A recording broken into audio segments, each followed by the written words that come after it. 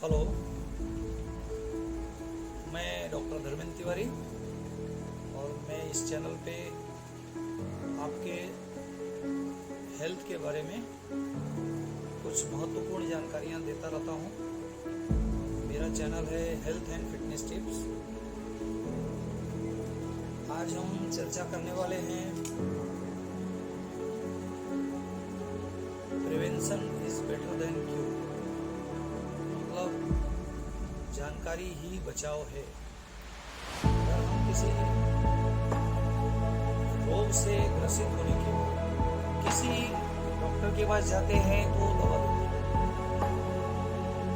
लेकिन यदि हमें रोग ही ना हो, हम कुछ ऐसा करें, कुछ ऐसा अपने हेल्थ के बारे में अवेयरनेस रखें तो शायद हमें आधी बीमारियां वैसे ही नहीं होगी। ऐसा ही आपको होगा। हम इंसान के जिंदगी में बहुत सारे टेंशन्स होते हैं, एंजाइटी है, किसी चीज को लेकर के हम हमेशा सोचते रहते हैं। वो भी एक कारण होता है शरीर को। आज हमारे टॉपिक में जो है तो आयुर्वेद के हिसाब से स्वस्थस्य स्वास्थ्य रक्षणम, हमें स्वस्थ मनुष्य की स्वास्थ्य की चिंता है। हम उसके स्वास्थ्य को मेंटेन रखना चाहते हैं। हम यहाँ कोई डॉक्टर नहीं हैं और कोई इलाज नहीं कर रहे हैं। हम सिर्फ ये कहना चाहते हैं कि आप अपना खुद का स्वास्थ्य खुद से कैसे सुरक्षित कर सकते हैं। आपको डॉक्टर की ना डॉक्टर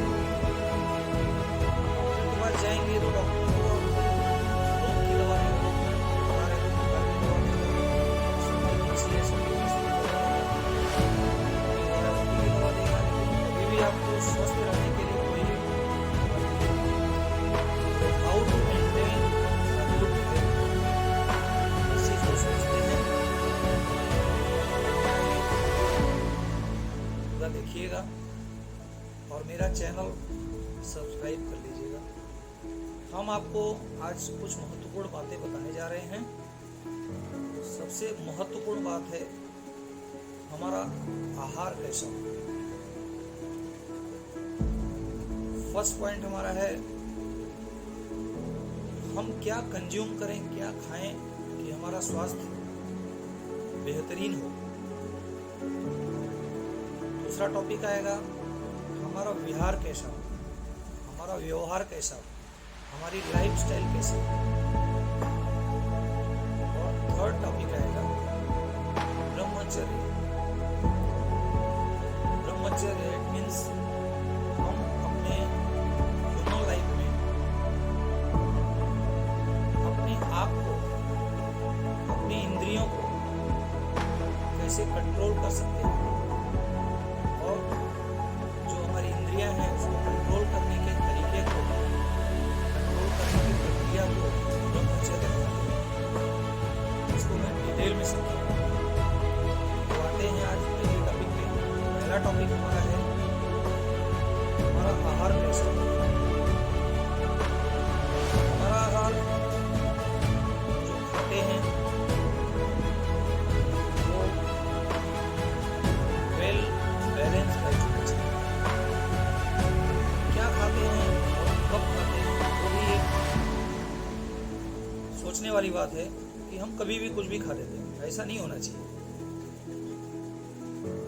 जब भी हम खाते हैं तो हमको खाना खाने के कम से कम 4 घंटे बाद कुछ भी गरिष्ठ भोजन नहीं लेना चाहिए या गर्म पेय पदार्थ नहीं लेना चाहिए, जैसे चाय हो गया, कॉफी हो गया। खाना खाने के कम से कम 4 घंटे बाद अपने आप को, पहली बात तो जो भी आप खाते हैं उसमें एक समानता होनी चाहिए, विषमता नहीं होनी चाहिए। समानता और विषमता का मतलब बहुत लोग सोचते हैं कि क्या बोलते हैं।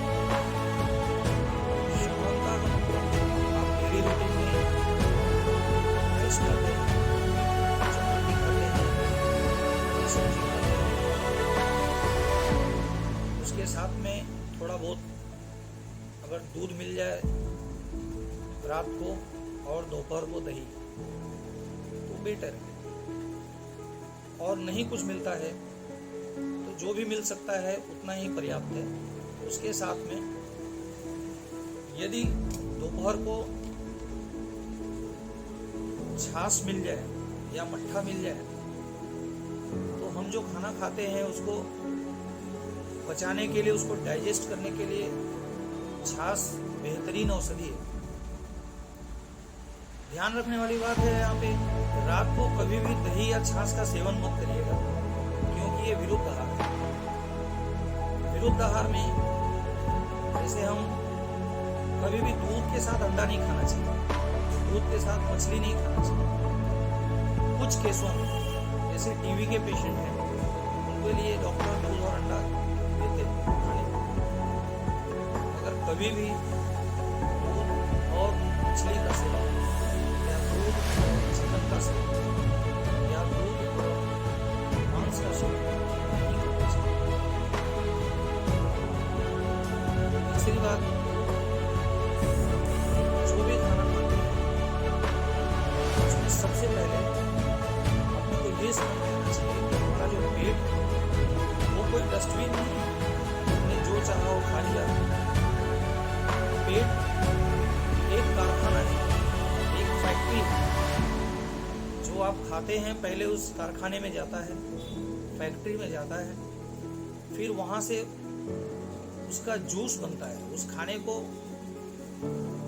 इंटेस्टाइन्स में पहुंचते पहुंचते बहुत सारी प्रक्रिया है जो अभी हम इस वीडियो में नहीं बता सकते, लेकिन इतना जरूर कहेंगे कि पेट में वही चीज डालिए जो उपयोगी हो। क्योंकि कोई भी समझो आपने गाड़ी खरीदा, 5 लाख की गाड़ी खरीदा, उसमें क्या आप घासलेट डालते हो, केरोसिन डालते हो, उसके अंदर आप क्या डालते हो, पेट्रोल डालते हो, और इंजन ऑयल कौन सा डालते हो, सिंथेटिक डालते हो।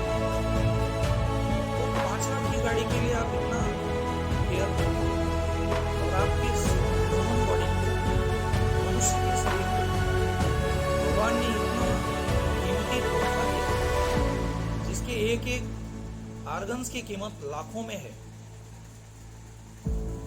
अभी किसी की एक किडनी फेल हो जाए तो उसे किडनी लेने के लिए लाइन में लगना पड़ता है। उसे लाखों रुपया देने के बाद भी तुरंत किडनी नहीं मिलती है। कम से कम एक 4 महीना, 6 महीना, साल भर वेटिंग करना पड़ता है। पेशेंट को कितना तकलीफ होता है, कितना सफर होता है। आपके पास किडनी, लंग्स, लीवर, ब्रेन, पता नहीं क्या क्या कुदरत ने इनामत दिया हुआ है, फिर भी आप लोग कुछ भी खाते रहते हैं। ऐसा नहीं करना चाहिए। आप वही खाइए जो आपके शरीर को आसानी से पच सके और आपके शरीर में उसके उपयोग में आने वाली चीजें, जैसे कुछ भी खाना खाएंगे तो सबसे पहले उसका रस बनता है, रस के बाद रक्त बनता है, रक्त मतलब ब्लड, फिर उसके बाद मांस बनता है, मेद बनता है, अस्थि बनता है, मज्जा बनती है, फिर लास्ट में शुक्र बनता है। शुक्र मतलब इंसान, खास करके आदमी जो भी खाना खाते हैं, खाना खाने के बाद उसका क्रिया नहीं होता है, उसका डाइजेशन होने के बाद शरीर को बहुत सारी चीजें उसमें से मिलती हैं। जैसे खाना खाएंगे उसका डाइजेशन होगा, डाइजेशन होने के बाद उसका रस बनेगा, रक्त बनेगा, मांस बनेगा, मेद बनेगा, अस्थि बनेगा, मज्जा बनेगा, बाद में शुक्र बनेगा। शुक्र वही तत्व है जो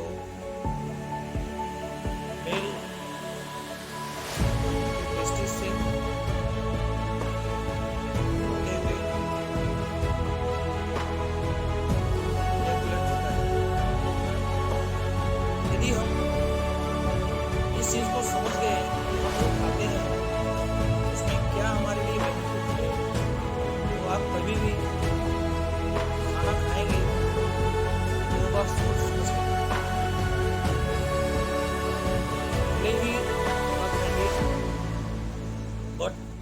न्यूट्रिशनल सप्लीमेंट होना चाहिए, खाने में आपका बैलेंस डाइट होना चाहिए। जो भी खाना खाते हैं सबसे पहले तैलीय चीजें कम करिए, तीखी चीजें कम करिए, ऑयली, स्पाइसी और फ्राइड की हुई चीजें, जो तेल में तली हुई चीजें हैं, उसको तो बिल्कुल ना लें।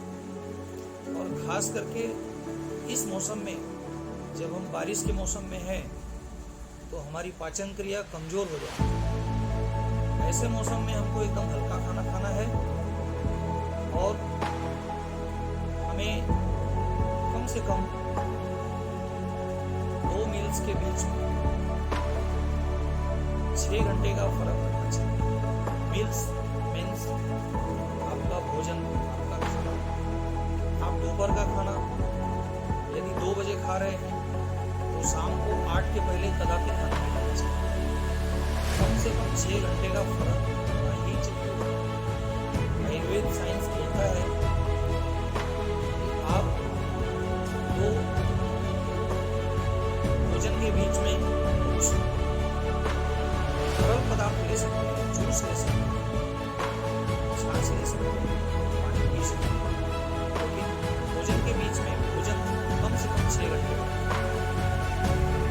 उसके बाद नंबर आता है व्यवहार। हमारा व्यवहार कैसा, हमारा आचरण कैसा हो। हमारा व्यवहार, सुबह उठते हैं सबसे पहले हमें मेडिटेशन करना चाहिए। हमें भगवान के प्रति 5 मिनट, 7 मिनट, 10 मिनट, 15 मिनट जो भी है हम दे सकते हैं, उतना भगवान के प्रति हमको देना चाहिए। हमको भगवान के प्रति बैठ करके उनसे प्रार्थना करना चाहिए कि हे प्रभु, हमारा जो दिन है वो व्यर्थ न जाए। हम जो भी कुछ करें वो हमारे भले के लिए, हमारे परिवार के भले के लिए और हमारे समाज के लिए, क्योंकि हम जो करते हैं अपने सांसारिक जीवन में वो चीजें बहुत दिन तक याद की जाती है। अगर आपने कुछ समाज के लिए किया है तो लोग बहुत दिन तक याद करते हैं। आपने सिर्फ अपने परिवार के लिए किया है तो सिर्फ आपके परिवार वाले ही आपको याद करते हैं। और यदि आपने अपने लिए ही किया है तो आपके अपने सिवा आपके जाने के बाद कोई याद करने वाला नहीं है। इसलिए आप जो भी कर्म करते हैं, गीता में भी भगवान श्री कृष्ण ने किया है।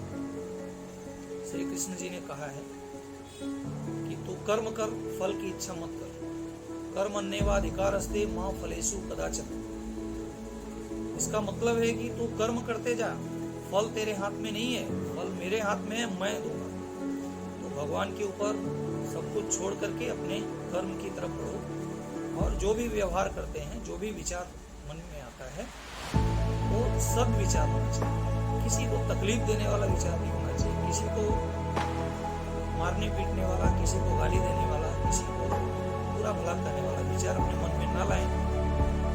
क्योंकि जैसे ही आप क्रोधित होते हैं, जैसे ही आप उत्तेजना में आते हैं, वैसे ही आपकी जो मनेंद्रिय है, मनेंद्रिय आपकी फेल हो जाती है। उसका सोचने समझने का जो पावर है वो 0 है। आप गुस्से में कभी भी फैसला मत लीजिए। कभी भी आप गुस्से में रहते हैं, क्रोध में रहते हैं, तो फैसला मत लीजिए। फैसला कभी भी क्रोध में नहीं लिया जाता। तीसरी बात, आप अगर चिंता में हमेशा रहते हैं तो आपकी डाइजेस्टिव सिस्टम खराब हो जाएगी, आपका नींद नहीं आएगा, आपको बेचैनी रहेगी, आप दिन भर कोई काम में मन नहीं लगेगा। आप जहाँ भी जाओगे वहाँ पे यही लगेगा कि मैं कहाँ आ गया हूँ, क्या कर रहा हूँ, कैसे कर रहा हूँ। फाइनली सबसे बड़ी बात यह है कि कभी भी किसी से द्वेष की भावना मत रखिए। अरे वो तो मर्सिडीज पे चल रहा है, मेरे पास तो मारुति 800 भी नहीं है। अरे वो तो बहुत बड़े आदमी हैं, उनके पास तो गाड़ी है, घोड़ा है, बंगला है, ये है, वो है, मेरे पास तो झोपड़ी भी नहीं है। आप भी कर्म करिए, कर्म करिए। कर्म करने से आपको सब मिलेगा। कर्म नहीं करोगे तो आपको कोई भी ला कर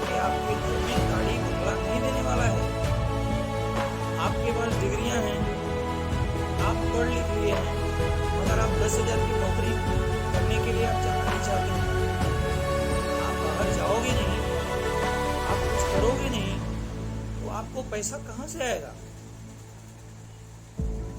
सबसे बड़ी बात यह है कि जिंदगी में अपने माँ और पिताजी को कभी क्रॉस मत करो।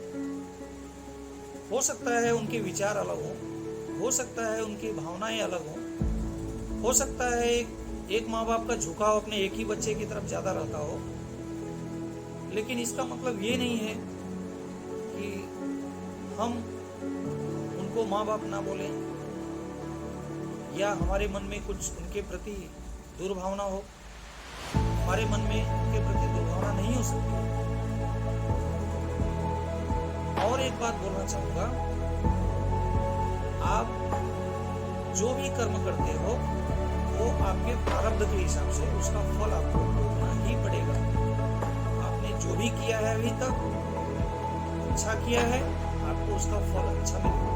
बुरा किया होगा तो आपको नो डाउट उसका बुरा फल मिलने ही वाला है। तो बिना फल भोगे यहाँ से कोई भी इंसान नहीं जा सकता। ये तो होगा व्यवहार। तीसरी बात है ब्रह्मचर्य का पालन और एक इंसान को करना चाहिए। जैसे मान लेते हैं इंसान की आयु 3 भागों में डिवाइड होती है। पहला बाल्यावस्था है, दूसरा किशोरावस्था है, तीसरा यौवनावस्था है, और उसके बाद जो लास्ट स्टेज आता है वो वृद्धावस्था है। पहली अवस्था जो बाल्यावस्था है वो 12 वर्ष तक है। जब बच्चा पैदा होता है तब से लेके 12 साल तक उसको बाल्यावस्था बोलते हैं। बाल्यावस्था में बच्चे को कुछ भी पता नहीं होता है, उसके दिमाग में जो भी हम भरते हैं उसको वही मालूम पड़ता है। जो भी उसके साथ में उठने बैठने वाले लोग करते हैं वही वो करना चाहते हैं। इसलिए कभी भी उसके साथ में हमेशा अच्छा करिए, उसके सराउंडिंग में अच्छा बिहेवियर रखिए, उसको अच्छा व्यवहार दीजिए, उसको अच्छा विचार दीजिए, उसको अच्छा संस्कार दीजिए। जिस बच्चे को आपने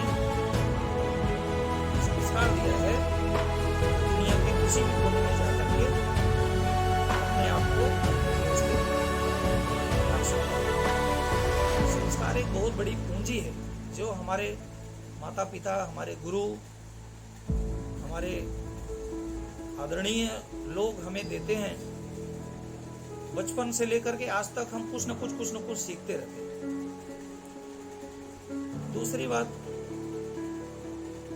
13 साल से लेके 18 साल तक किशोरावस्था होता है। किशोरावस्था में हार्मोनल चेंजेस होते हैं, हार्मोनल बदलाव आते हैं शरीर में।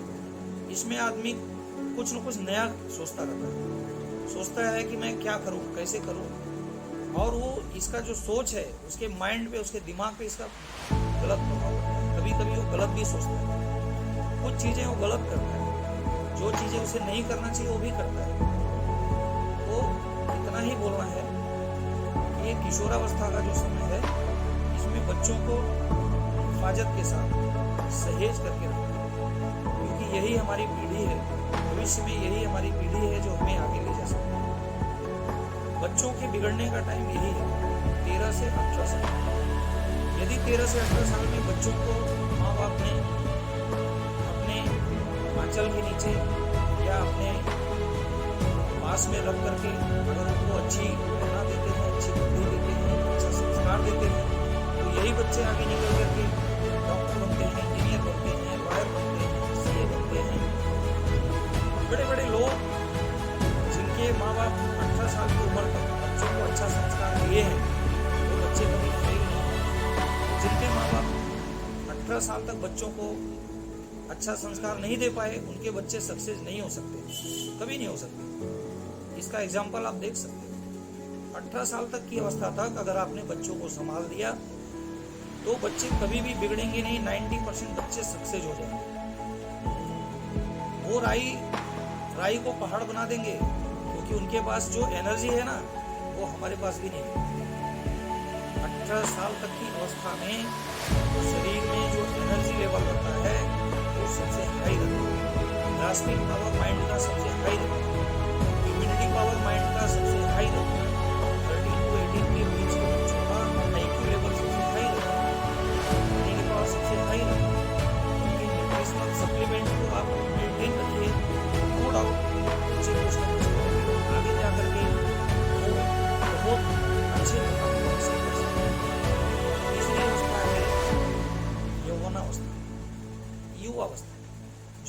साल से शुरू होती है और 40 साल तक की अवस्था को हम युवा अवस्था बोलते हैं। 18 से 40 के बीच की जो अवस्था है वो यौनावस्था है, युवा अवस्था है। इसमें हमारे हाथ पैर में ताकत होता है, हमारी इंद्रियों को कंट्रोल करने की क्षमता हमें होती है, हम जो चाहते हैं वो डिसीजन ले सकते हैं, हमें क्या करना है वो हम कर सकते हैं, हमें अपना भला और बुरा समझने की भी शक्ति आ जाती है। 18 से 40 साल की जो उम्र होती है इसमें इंसान को खूब ग्रो करना चाहिए, जितना हो सके अपने आप को ग्रो करना चाहिए, क्योंकि इस अवस्था में इंसान के पास, आदमी के पास बहुत सारी चीजें होती हैं जो कि वो कुछ भी करने को तैयार रहता है और कर सकता है। उसको कुछ भी काम करने के लिए डिसीजन लेने में कोई दिक्कत नहीं होती है, कोई भी डिसीजन ले सकता है 40 साल के अंदर। इसके बाद जो अवस्था आती है वो प्रौढ़ावस्था आती है। 40 के बाद 60 तक प्रौढ़ावस्था होती है। इसमें आदमी जो है कि कुछ ज्यादा तो नहीं कर सकता है, लेकिन फिर भी जो कर रहा है उसे मेंटेन करके बहुत सारी चीजों को आगे वो क्रिएट कर सकता है। लेकिन उसको डिसीजन लेने में थोड़ा सा हिचकिचाहट होती है, क्योंकि आधी उम्र उसकी जा चुकी है। 40 के पार मतलब आधे के पार, ठीक है। 40 के बाद इंसान के अंदर सोचने और समझने की शक्ति तो रहती है, लेकिन डिसीजन लेने की कैपेसिटी कम हो जाती है। इसलिए जो भी करना है जिंदगी में, जो भी फैसला लेना है, जो भी काम करना है, जितना भी आगे जाना है, 40 के अंदर आप उसको कर लीजिए। 40 के बाद आप चाह के भी कुछ नहीं कर पाएंगे। 40 के बाद आप ना घर के होंगे ना घाट के होंगे। ये मेरा मानना है, कोई अतिशयोक्ति होती है वो बात। 40 के बाद बुढ़ावस्था इंसान अपने आप को मेंटेन करता है, बच्चों को मेंटेन करता है, अपने परिवार को मेंटेन करता है, अपने माँ बाप को मेंटेन करता है। अगर खुद के लिए उसके पास समय नहीं है, खुद के लिए समय उसको निकालना बहुत मुश्किल है। अब आती है बारी 60 के बाद वृद्धावस्था। वृद्धावस्था में इंसान कुछ भी नहीं कर सकता है। वृद्धावस्था में आपके पास सरकारी नौकरी है तो पेंशन मिलता है, खाइए बैठ के, और पेंशन नहीं मिलता है, प्राइवेट नौकरी आपने किया है या प्राइवेट रोजगार किया है, तो फिर जो कमाया होगा वो खाइए। अब आपके पास आगे कुछ करने के लिए, कुछ सोचने के लिए ना तो पावर होगा, ना तो आपकी इंद्रियां काम करेंगी, ना तो आप परिवार के नजर में आप एक यूजलेस पर्सनालिटी हो जाएंगे। आपकी कोई कद्र नहीं होगी, आपके सामने कोई बोलेगा नहीं, लेकिन पीठ पीछे बोलेंगे कि बुड्ढा कुछ करता नहीं है, दिन भर बड़बड़ करता है, बुड्ढे को कुछ काम धाम तो है नहीं, हम लोग को भी जो है कि करने नहीं देता। तो इसलिए अपने शरीर को इस काबिल बनाओ कि 60 के बाद वृद्धावस्था में हमें किसी की जरूरत ना हो। हम खुद तन, मन और धन से अपने ऊपर सेल्फ डिपेंडेंट, हमें किसी की जरूरत नहीं, क्योंकि जो लोग ब्रह्मचर्य का पालन नहीं करते हैं भविष्य में 60 साल के बाद उनको इतनी तकलीफ होती है कि खुद की जिंदगी उनके नजर में एक भाग होता है। दोस्तों, ऐसा नहीं होना चाहिए। मेरे नजरिए से मैं जहां तक आपको बताना चाहता हूं, मेरा किसी को ठेस पहुंचाने का मकसद नहीं है, लेकिन आप अपने बारे में खुद सोचिए। आपके बारे में कोई और कोई नहीं सोचेगा। आज अगर आपके पास कुछ है तो आपकी वजह से, आपके पास कुछ नहीं है तो वो भी आपकी वजह से, उसके जिम्मेदार आप स्वयं हो। आप किसी को दोष नहीं दे सकते, क्योंकि आपको भी भगवान ने 60 साल तक आपके शरीर में जान दिया था, आपको ताकत दिया था, आपके शरीर में सारी इंद्रियां काम कर रही थी, आपके हाथ पैर सही सलामत थे, फिर भी आप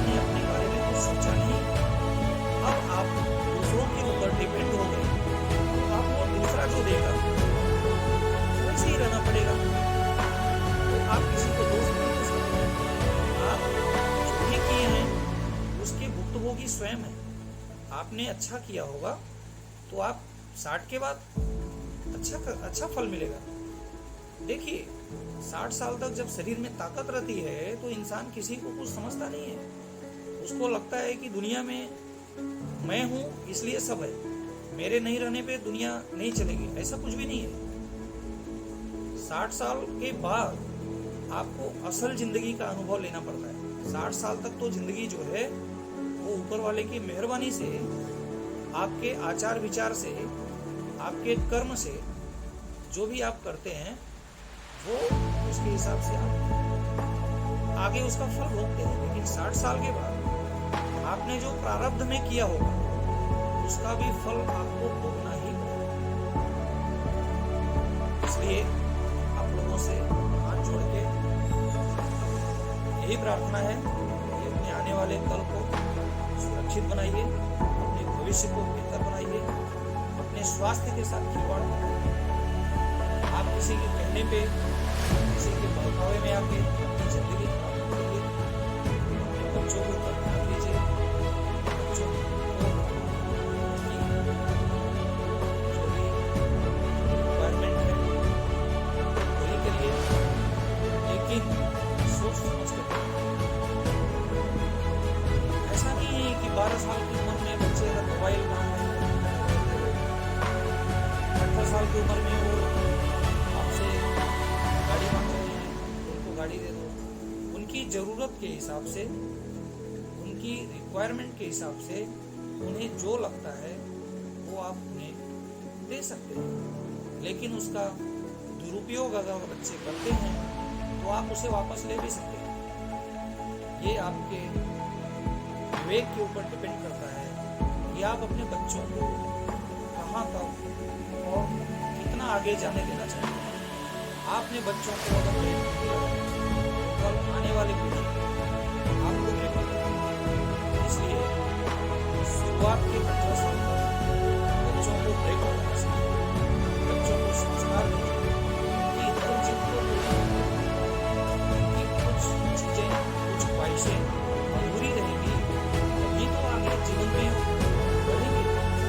अगर आपने उनको सारी चीज़ें दे दिया तो जिंदगी में वो कुछ करेंगे नहीं। वो बोलेंगे हमारे घर पे हमको सब सुख है, हमारे घर पे एसी है, हमारे घर पे टीवी है, हमारे घर पे गाड़ी है, हमारे घर पे हर चीज़ है, मैं बाहर क्यों जाऊँ। बाहर जाने के लिए आपको फाइट करने के लिए जिंदगी में 18 साल तक जिस बच्चे को ब्रेक लगा है, जिस बच्चे को तकलीफ उठाना पड़ा है, आज इतिहास गवाह है, वही बच्चे जिंदगी में कुछ आगे कर पाए। इसलिए अभी आप लोगों से अनुरोध है कि आप लोग अपने बच्चों को अच्छा खिलाइए, अच्छा संस्कार दीजिए, उनको न्यूट्रिशनल डाइट दीजिए, उनको अच्छी शिक्षा दीजिए। लेकिन ये जरूरी नहीं है कि उनकी सारी जिद पूरी करें। सारी जिद पूरी करने वाले माँ बाप से मेरा अनुरोध है कि आपने उनकी सारी जिद पूरी तो कर दें, लेकिन कल को जब आपके पास पैसा नहीं होगा और वो कुछ ऐसी चीज़ें मांग लेंगे जो आपके बस में नहीं होगा, फिर आप क्या करेंगे? फिर उस समय आपका बच्चा आपसे नाराज हो जाएगा, आपसे दूर हो जाएगा, आपसे अलग हो जाएगा। जब आपको बच्चे की जरूरत रहेगी तो बच्चा आपके साथ रहेगा। इसलिए मेरा ये मानना है कि शुरुआती जो जीवन है किशोरावस्था तक आप उनको ब्रेक लगाइए। उसमें बच्चे नाराज भी होते हैं, बच्चे खुश भी होते हैं, बच्चे रूठते भी हैं, मनाते भी हैं, वो सारी चीज़ें चलेंगी। लेकिन जब वो युवावस्था में आते हैं तो उनको उनके हाल पे छोड़ दीजिए, उनको फाइट करने दीजिए, उनको हमेशा आप उनके पीछे मत पड़िए। जो करना चाहते ज़िंदगी में उनको करने दीजिए। नहीं तो आज आप हर चीज़ अपने हिसाब से करोगे तो उनको अपनी लाइफ में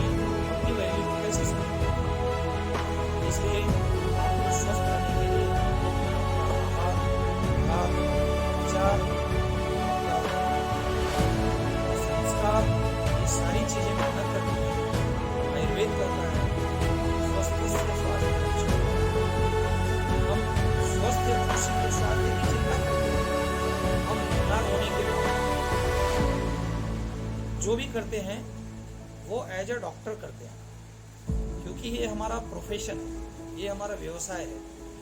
बीमार होने के बाद आप मेरे पास आओगे, मैं आपको दवाई दूंगा, इंजेक्शन दूंगा, पैसा दूंगा, फिर आपको बोलूँगा कि 2-3 दिन के बाद फिर दिखाओ, फिर वापस रीचेक करेंगे, इन्वेस्टिगेशन करेंगे, एक्सरे करेंगे, ब्लड टेस्ट करेंगे, मेडिसिन देंगे। ये तो एक अलग टॉपिक होगा। बट दुनिया में आपको 10% से भी कम लोग ऐसे मिलेंगे जो आपको ये बताएंगे कि आपके स्वास्थ्य को हम मेंटेन रखेंगे, आपके स्वास्थ्य को हम डाउन नहीं होने देंगे, आपको हम बीमार नहीं होने देंगे।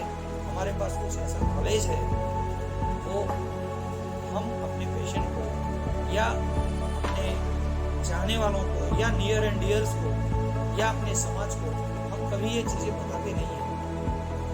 बीमार होने के बाद सब लोग सलाह देते हैं, किसी को अगर बुखार आ गया तो बोलेंगे गिलोय खाओ,